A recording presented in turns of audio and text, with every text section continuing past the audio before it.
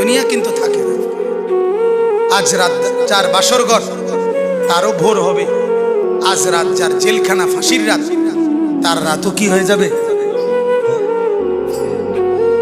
মদের আড্ডায় যে তারও ভোর হয়, আর আপনার হসপিটালে ব্যথায় যে কাতরায় তার রাতও কি হয়ে যায়, শেষ হয়ে যায়। দুনিয়া থাকে না, দুনিয়া ধোঁকা। দুনিয়া কি বলেন না, দুনিয়া ধোঁকা। দুনিয়া বড় স্বার্থপর, কাউরে থাকতে দেয়, কাউরে কাউরে। বাপ আমার থাকতে চায়, থাকতে দেয়। আমার দাদাও থাকতে চাইছে, থাকতে দেয়। ধাক্কা দিয়ে দিয়ে ফেলাই দিছে। সুঠাম সুঠাম মানুষ, তাগড়া তাগড়া মানুষ, নওজোয়ানকে এক এক ধাক্কা দিয়ে দিয়ে দুনিয়া খবরে পাঠাই দিছে। যা, আল্লাহ তাআলা আমাদেরকে বুঝ দান। অতএব আমার ভাই, ফিকির মূলত ফিকির। আমরা মুসলমান, আমার কথার রাগ হইয়েন না, আমি আবেগে বলছি, মহব্বতে বলছি। যারা দাড়ি ক্লিন শেভ করেন, দাড়ি কাটেন, তাদের কাছে আমার অনুরোধ, আপনি আরেকবার ভাবেন কেন কাটতেছেন। আপনি যদি বলেন হুজুর এটা ছাড়া আর ওয়াজ নাই, না আছে এইটাও একটা ওয়াজ, আরো আছে, আরো তো কইছি, এতক্ষণ কইছি না তো, আরো কম অসুবিধা। কথা বুঝেন ভাই, আল্লাহ তাআলা আমাদেরকে বুঝার তৌফিক দেন। তাহলে মূল ফিকির হলো মৃত্যু। তো বলতেছিলাম, ওই কথাটা শেষ হয়নি।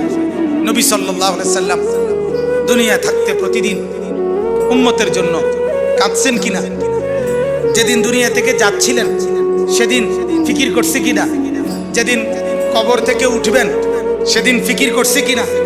হাসরের ময়দানেও সমস্ত নবীরা, আদম থেকে ঈসা, সমস্ত আম্বিয়া, আউলিয়া, সাহাবা, সমস্ত মানুষ হাসরের ময়দানে জাহান্নামকে যখন আনবে, ওয়াজিআ ইয়াউমাইযিন বিজাহান্নাম, আল্লাহ তাআলা কোরআনে বলছেন হাসরের ময়দানে ফেরেশতারা জাহান্নামকে টেনে হাসরের মাঠে নিয়ে আসবে।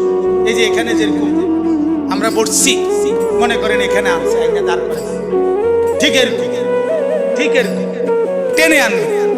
৭০,০০০ আগুনের শিকল দিয়া বেঁধে জাহান্নামকে আনা হবে। ৭০,০০০ আগুনের শিকল, এক একটা শিকলের মধ্যে ৭০,০০০ আংটা, ওই যে কড়া কড়া কড়া আরই কড়া, শিকল বানায় কি দিয়া? কড়া একটা একটা লাগাইয়া না, এক একটা শিকলে ৭০,০০০ কড়া, এক একটা কড়া ৭০,০০০ ফেরেশতা ধরবে। এবার কত কোটি আপনি গণেন, আমার সামনে কোটি কোটি ফেরেশতা টেনে আনবে, আর জাহান্নাম তার একটা বিকট চিৎকার দিবে।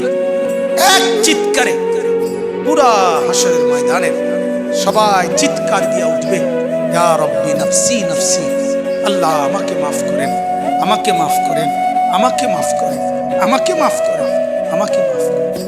আদম থেকে ঈসা নবী, ওনারা বলবেন, ফেরেশতারা বলবেন, জিনরা বলবেন, আম্বিয়ারা বলবেন, আউলিয়ারা বলবেন, আতকিয়ারা বলবেন, আসফিয়ারা বলবেন, সাহাবারা বলবেন, ওলামারা বলবে, মুহাদ্দিসিন বলবে, মুফাসসিরিন বলবে, ফুকাহা বলবে, খুতাবা বলবে, আইম্মা বলবে, মুয়াজ্জিন বলবে, হাফেজে কোরআন বলবে, সাধারণ মানুষ বলবে, হর ইনসান বলবে, ইয়া রব্বি নাফসি নাফসি, আল্লাহ আমাকে বাঁচা, আমাকে বাঁচা, আমাকে বাঁচা, আমাকে বাঁচা। সবাই বলবে এক কথা। সবাই হঠাৎ করে শুনবে কে যেন একজন কোথাও বলতেছে, কোন এক পাশে দিয়া শোনা যাইতেছে একটা আওয়াজ, ইয়া রব্বি উম্মতি উম্মতি, আয় আল্লাহ আমার উম্মতকে বাঁচান, আমার উম্মতকে বাঁচান, আমার উম্মতকে বাঁচান।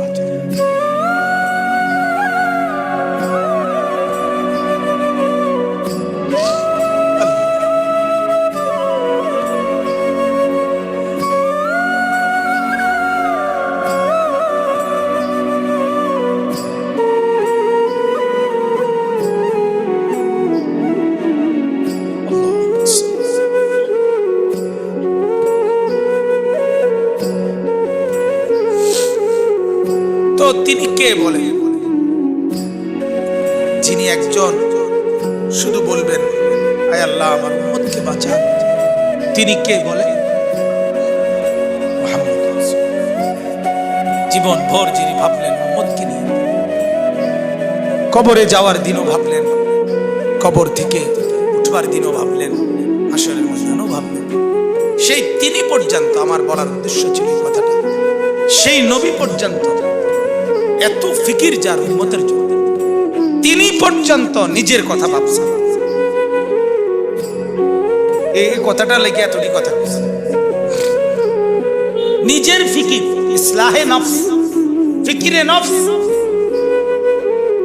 এটা এই পরিমাণ দরকার। ওলামায়ে কেরামকে বলি, ওলামায়ে কেরাম, আওয়াম সর্বসাধারণ আপনারাও তো বুঝেন, বাকি যারা আলেম আছেন আপনাদেরকে বুঝেন, নিজের ফিকির, ইসলাহে নফস আপনাদের জন্য জরুরি, আমার জন্য জরুরি, ইমাম সাহেবের জন্য জরুরি, মুহাদ্দিসের জন্য জরুরি, মুহতামিমের জন্য জরুরি, শাইখুল হাদিসের জন্য জরুরি, হাফেজ সাহেবের জন্য জরুরি, নুরানির উস্তাদের জন্য জরুরি, খোদার কসম জরুরি।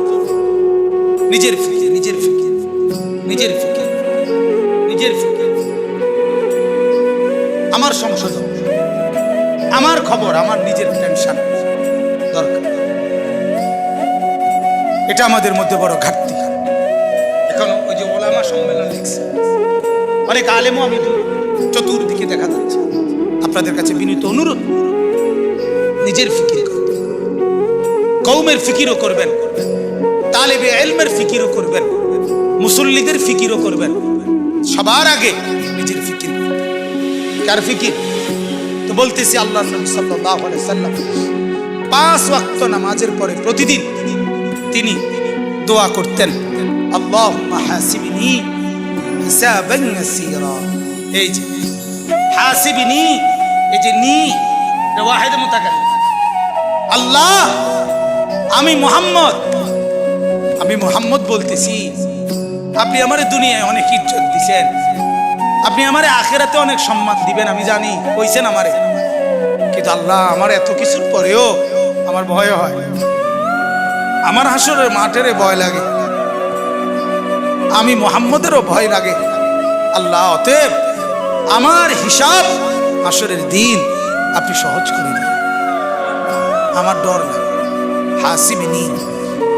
তাহলে নবী সাল্লাল্লাহু আলাইহি সাল্লাম নিজের ফিকির করছেন কি না বলেন?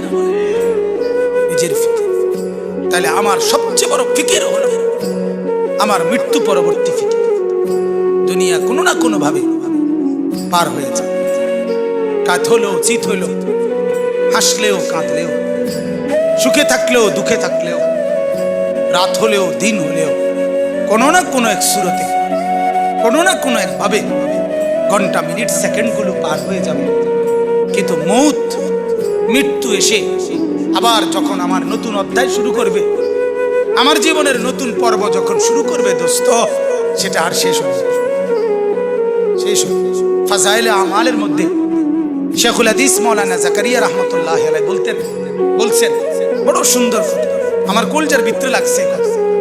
উনি বলছে, হে দুনিয়ার ভাইয়েরা, দুনিয়ার সর্বোচ্চ বিপদ, সর্বোচ্চ অসুখ, সর্বোচ্চ যন্ত্রণা, মনে করেন সর্বোচ্চ ভয়ঙ্কর ক্যান্সার, এটাও যদি হয়, তিনি বলেন সেটারও তো একটা সমাপ্তি আছে, যে মৃত্যু হবে, আর মৃত্যু হইলে এটার সমাপ্তি শেষ। ঠিক কিনা বলেন? আগুনে দুনিয়ায় যে জ্বলে গেছে, একেবারে আগুন লেগে গেছে যার শরীরে, তার চিৎকার, তার কষ্টেরও তো একটা সমাপ্তি আছে, যে কিছুক্ষণ পরে কি হয়ে যাবে? মৃত্যু হয়ে যাবে। শেখুল হাদিস মাওলানা জাকারিয়া রাহমাতুল্লাহ বলে, কিন্তু আখিরাত আর পরকাল, কবর আর হাসরের জাহান্নামের কষ্ট, যন্ত্রণা, দুঃখ আর মুসিবত মেরে মোহতারাম যখন শুরু হবে, সেটা আর কোনোদিন মৃত্যুর মাধ্যমেও শেষ হবে না।